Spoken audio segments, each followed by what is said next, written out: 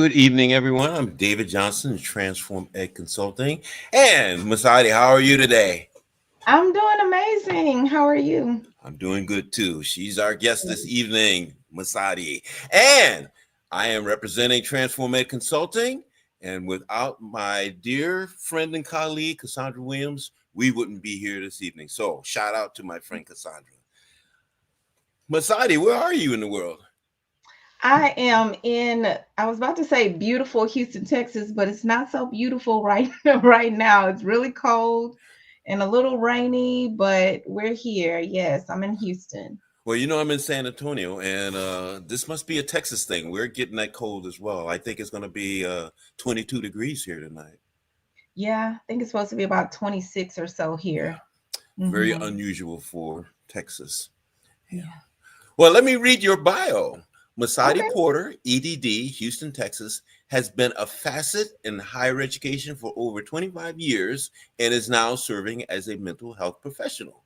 Her journey began as a first-generation college student at Texas A&M, where she earned bachelor's and master's degrees. Her educational journey continued to the University of Houston, where she earned a doctorate in administration and supervision with emphasis in higher education. She also earned a master's degree in marriage, couples, and family therapy, stirred by her belief in and dedication to mental health. Dr. Porter has served on multiple nonprofit organization boards, and she mentors others professionally and personally. She is the owner of The Purpose Promoter, a multi service company whose intent is to aid in the discovery and maximization of purpose.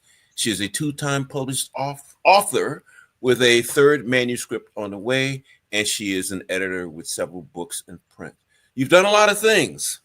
Yes, I have. I have. How could you have spent 25 years in higher education and still have the energy to start your own business?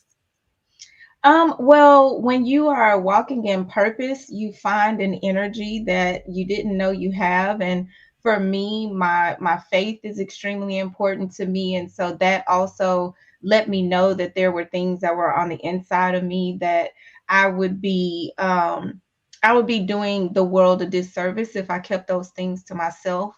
And so just out of sheer, like I said, purpose and really wanting to walk out the things that I know that have been put in me is what gave me the energy to be able to do those things. Yeah. Well, what got you interested in mental health? Woo. So many things. So, being in higher education for one, and looking at all of the different things that these college students have tried to work through, definitely let me know that there was a need there. I've had some of my own mental health journey, and as well as, working with people even in the church. And it's just something that is so prevalent, but we tend to ignore it, whether it be culturally or spiritually. And so for me, I have always had, I guess, almost like this. I don't know if I want to call it a talent. I've always been the person where people felt comfortable talking to me, or they felt like I gave good advice. And so those kinds of things make you think like, I want to do something over in this arena. And so, like I said, my own personal experiences, being in higher education, working in the church, all of those kind of have melded together to Hmm. bring me over to the higher ed space. And you studied student affairs. So, which roles did you hold regarding student affairs in higher education? I've done a little bit of everything. I've been in multicultural services, Greek life, orientation, admissions, financial aid. I've been in state, out of state. I've been at selective institutions and community colleges. So I've been all over the higher ed landscape. And understand you'll be a guest speaker at an upcoming conference. Yeah, so one of the leading national organizations for admissions counselors have asked me to come and do a little presentation conversation, especially considering everything that's going on in higher ed in reference to DEI, and how can we as higher ed administrators take care of ourselves in the process of all of that. Mhm. Well, it's very, Very interesting. I'm honored to have you as our guest. Our topic today is teaching through trauma, strategies for education, educator mental health, and resilience. We have Mhm. four bullets here. Where would you like to start? I'll just jump right into kind of the introduction. Like, why is this even important? Why is this a topic? And it's important because there is just such an increasing emotional and psychological demand on our educators, whether we are looking at K through 12 or higher ed. There's just so much that these educators, both in the classroom and outside of the classroom, are being asked to do and handle on a daily basis. And so we see them facing burnout, stress. There's also secondary trauma, which a lot of people don't think about, that where when you're working with these students, there's a trauma that you can take on, by observing the things that are happening with them. And so today, or tonight, I want to just kind of talk about how we recognize that trauma, how we can manage that stress, and then how we can build some resilience as we work, in these educational spaces. Now, let me make sure I understood you correctly. Are you saying that as administrators or professors that we pick up the challenges that students are experiencing? We definitely can. If you are watching, let's use an example of, we have a student who may be dealing with some things at home, and we can't help that student. There's a stress, especially if someone identifies as an empath. They're very empathetic person. Like, there's a certain stress that they can take on, a certain secondary trauma. If you're working with a student who maybe has, dealt with sexual assault, and you are in that space trying to help that student through that, there definitely can be some secondary trauma that happens. I've not heard that term before, secondary trauma. Mhm, And that's mhm. the effect um, a one person is experiencing. That's the effect it has on a second person. Mhm, Wow. Okay. mhm. Hmm. And that is a little bit more of the, when you're working like with the student. Now, there is, like, in the mental health world, secondary trauma can also be defined as the thing is happening. It may not be happening to you, but maybe you're watching it happen. So that's Hmm. another way that secondary trauma can occur. Hmm. Okay. I think this is a little bit different. Let's say you are a counselor, a therapist, and you're working with people on a regular basis and helping them think through and resolve the challenges they might have. Mhm. Um, uh, in the work I've done related to that, is always been advised that you also have a coach or therapist or a counselor. Um, I don't know what would be the purpose of that, to help you manage all of the things you might have heard, all of the weight that you might be carrying Absolutely. from your clients and others. Mhm. Absolutely. Because we're human as well. Just because we're therapists doesn't mean that we cease to care, that we cease to have feelings. And so those things can pile up on us, especially, like I said, if you are a person who kind of takes in other people's, I'll call it, stuff. Where does that stuff then go?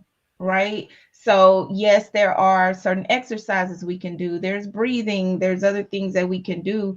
But just like that person came to you because they need to talk to someone, you need to go to someone and talk to someone and unburden yourself as well. Hmm. And would that Mhm. too be called secondary trauma?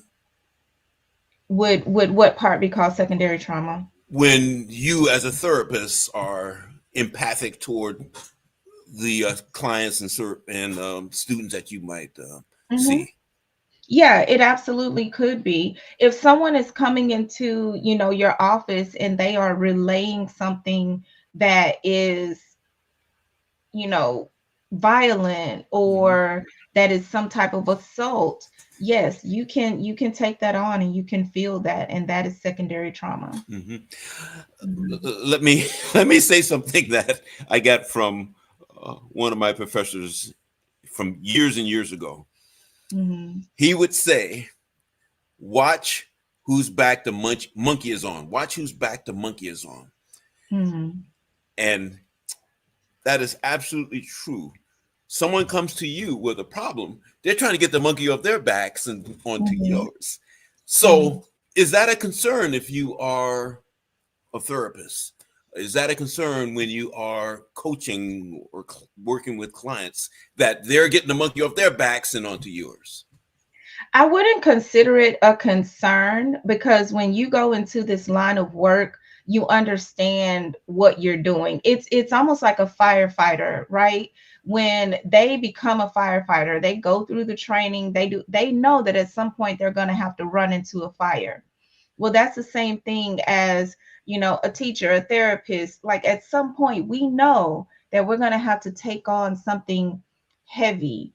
And so another part of that secondary trauma is the compassion fatigue that we can feel, where we continue to care, we continue to take these things on, and now we're tired, right? Now we're feeling a little burnt out. There's that vicarious trauma that we're dealing with. But going into this field, then you should know that they tell us in our training that a therapist should have a therapist, Yeah. and it's for that reason. Yeah. Okay. Okay. Well, we have four bullets here: introduction, understanding trauma in education, Hmm. strategies for educator mental health, takeaways, and conclusion. What's Hmm. next? Where would you like to go? Yeah, so real quickly, just understanding like the trauma in education. We've already talked about secondary trauma. There's, like there's the student trauma. So we may be working with students who are facing poverty, who are facing some type of abuse. We may be working with students who are unhoused. Or who may be dealing with some type of violence. So there's student trauma, there's secondary trauma. And then we also have the systemic trauma and the systemic stress, which is really being elevated right now with so many of the changes that we're facing in education. And so some of this looks like high expectations. You hear teachers all the time talking about teaching to the test. What do those scores look like? That systemic stress may be a lack of support that they're feeling from their administration, and kind of how I mentioned with those who are in higher ed right now, it could look like job insecurity. So these are some of the different types of trauma that we might be looking at, and it could manifest itself in educators through emotional exhaustion, physical fatigue, feeling detached or feeling very cynical about their work. A lot of the same signs that we see with anxiety and depression, those are some of the ways that trauma can begin to show up in our educators. And this matters because the impact of untreated stress on like our job performance, our relationships. Sometimes we take this stuff out of the classroom or off the campus, and we take it into our relationships. And then also thinking about how does this affect our mental well-being. So we have to know what we're looking at. Mosadi, which role does compartmentalizing play in this regard? I mean, compartmentalizing it's good in theory, but not everybody is equipped that way. Not everybody is good at saying, okay, this is school, so I'm going to leave it at school, and this is home, so I'm going to keep it here at home. In an ideal world, that would be what we would do, but that still doesn't mean that these things, even if you are able to compartmentalize, yes, you may be able to keep it away from your home or from your relationships, but that doesn't mean that it's still not major when you're in the workplace, right? Because you still have to perform, you still have to interact with these students, you still have to interact with the administration. So it's possible, but that doesn't mean that it's not going to affect you. Hmm. May Yeah. I tell you a story? And I hope it's not so Sure. long. I've done lots of different things in my working life, and Hmm. one was to serve as a missile launch officer in the Air Force. We're key turners for Minuteman II missiles that would destroy our enemies. Hmm. And before we were admitted to such a job, we had to undergo some psychological evaluation. And Mhm. the word was compunction. Do you have any compunction about turning keys on Mhm. Minuteman II nuclear headed missiles? Mhm. And of course, I survived that part of it, or I passed the part of the psychological Mhm. evaluation. But when I actually got into the job, the oddest thing of how the stress appeared, it appeared when I was putting toothpaste on my toothbrush. My hand would shake, and I Mhm. realized something was happening, and somehow I learned how to manage it. Mhm. And we had a fun. We made fun out of that job. Somehow we managed it. So my point is, again, is that compartmentalizing? What did I do? What was my resilience? How did I learn how to? How did I manage that? What was the key? Yeah, so a lot of times when we talk about like mental health, we first thing is acknowledging the thought, acknowledging the emotion, right? So you realize that there was something about this job that you were doing. But you also recognize the fact that you've made a commitment, you're in there, you're not, you're not going anywhere, you can't quit. So what can I do? And so I have really kind of four things. One of them is just building resilience. And that looks like self awareness. So, recognizing your triggers, your emotional responses, developing a self care routine. Are you taking care of yourself? What are you eating? Are you sleeping good enough? And then practicing like mindfulness and grounding techniques. So, that might look like breathing exercises, prayer, meditation.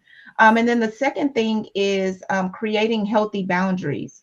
So this is a little bit of where that compartmentalizing comes in. Like, can you leave work at work?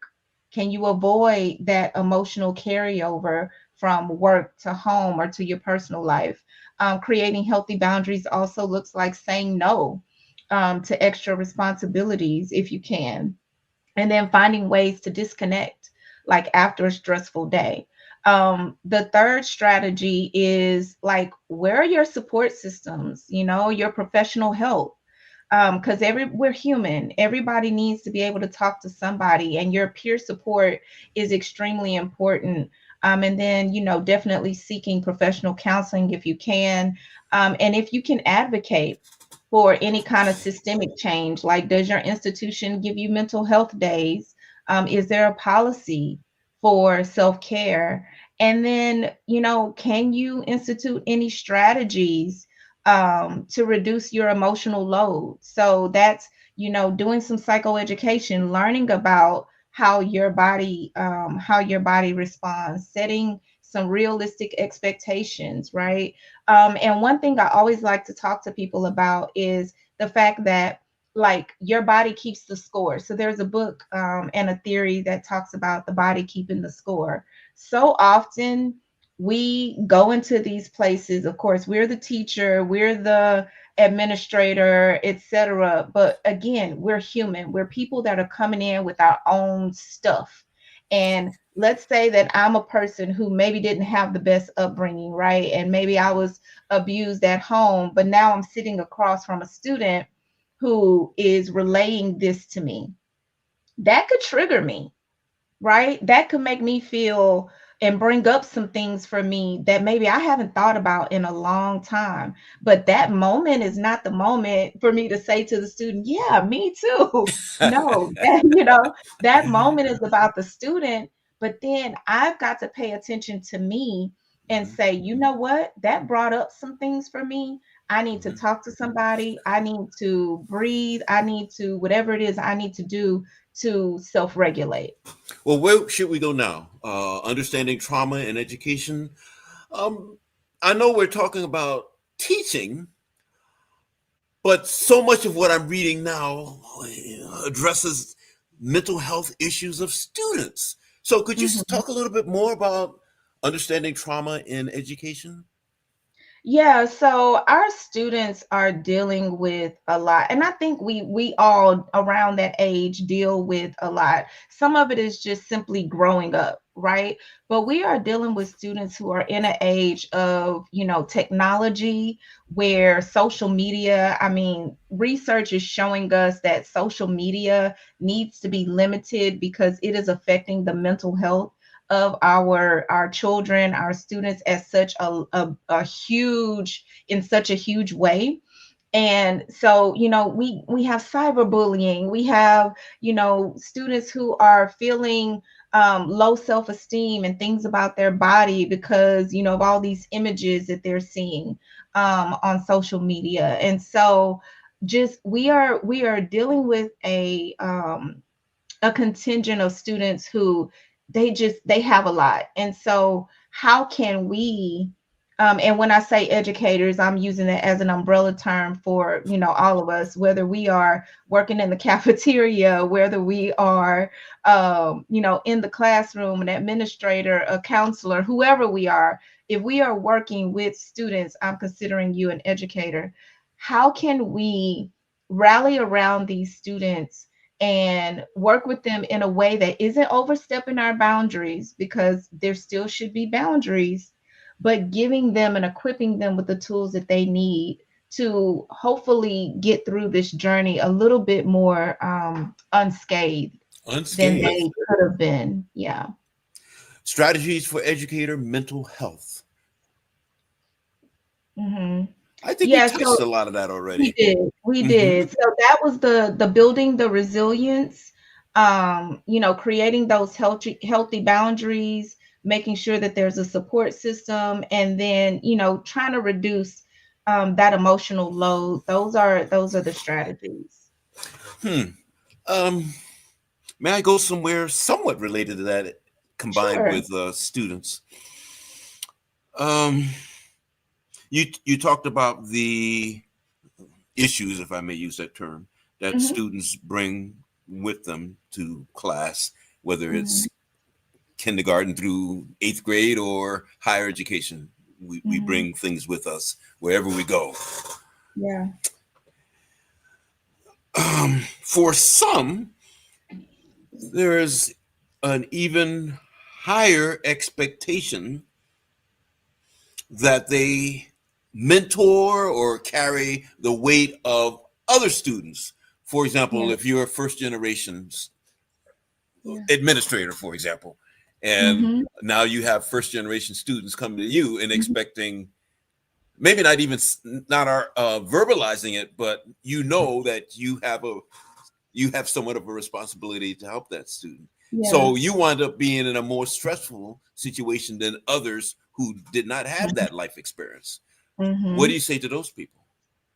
Yeah, and so that's where like creating those healthy boundaries comes in, because I can tell you, as someone who, was an administrator at predominantly white institutions my whole career, it's okay, you're first generation, you can talk to this student. Oh, you're a black woman, Right, mentor, this young lady, right. or oh, you're in a Greek organization, all the Greek young ladies, come to you. And so kind of carrying those things. And so it's balancing that feeling of, I consider it an honor that you feel like I have something to contribute to the lives of these people, but at the same time, I have to make sure that I'm okay, and recognizing that I have work to do and I have a family outside of this. And so just finding where that boundary is. One phrase that I have really come to love, and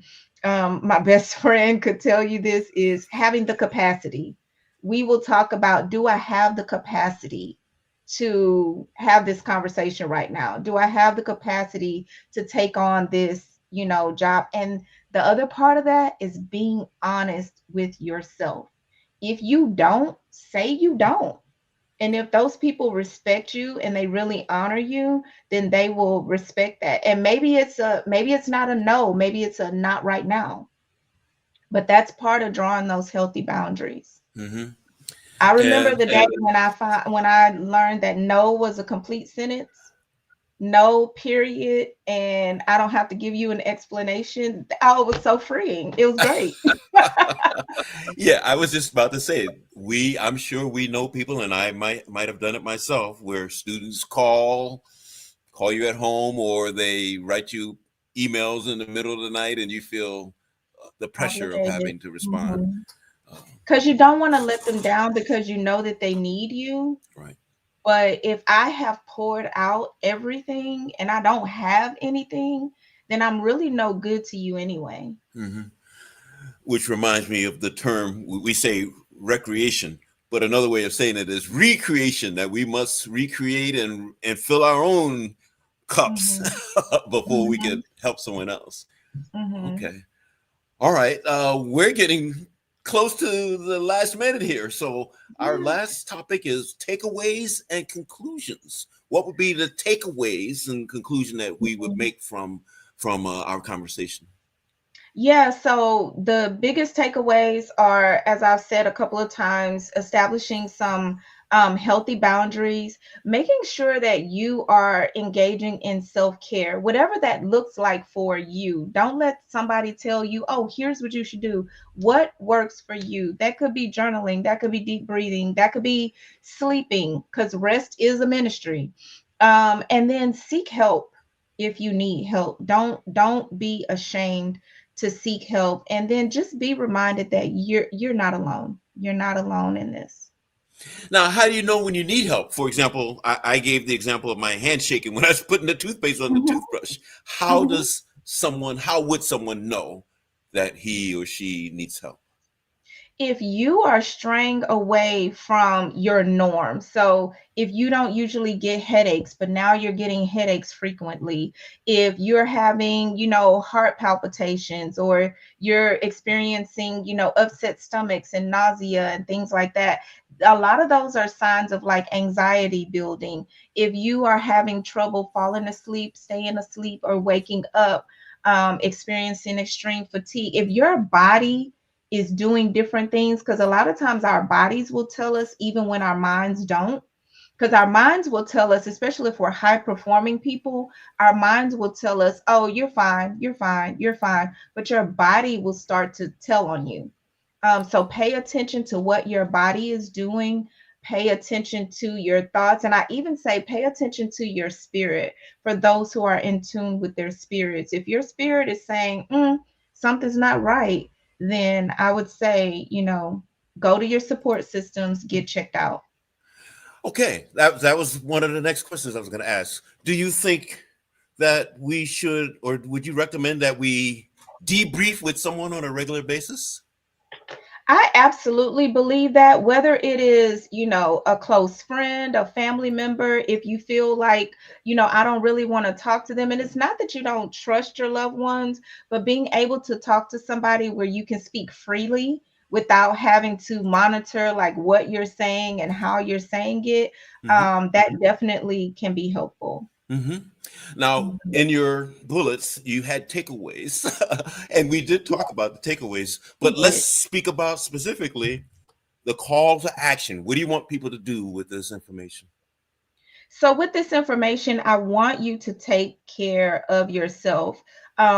Those of us who are in education, we are in a life changing career. It is a life changing career. And if you want to be able to give these students, your coworkers, the fellow administrators, the best of you, then you have to make sure that you're taking care of yourself. Okay. And we've covered a lot of things, and I know there's greater depth than the things that we were able to touch in our conversation. So if people Mhm. want to know more, how do they get in touch with you? Yeah, so you can reach out to me on my LinkedIn, Dr. Mosadi Porter. I also have my website, which is www.thepurposepromoter.com. Or you can reach out to me at 281-454-3251. You want to say that number again? Sure, it's 281-454-3251. Mosadi Porter, EDD, is in Houston, and she does a lot of things in higher education as well as runs a business called The Purpose Promoter. Thank you for being our guest this evening. I'm David Johnson from Transform Ed Consulting, and a shout out to my dear friend and colleague, Cassandra Williams. Thanks for being with us this evening.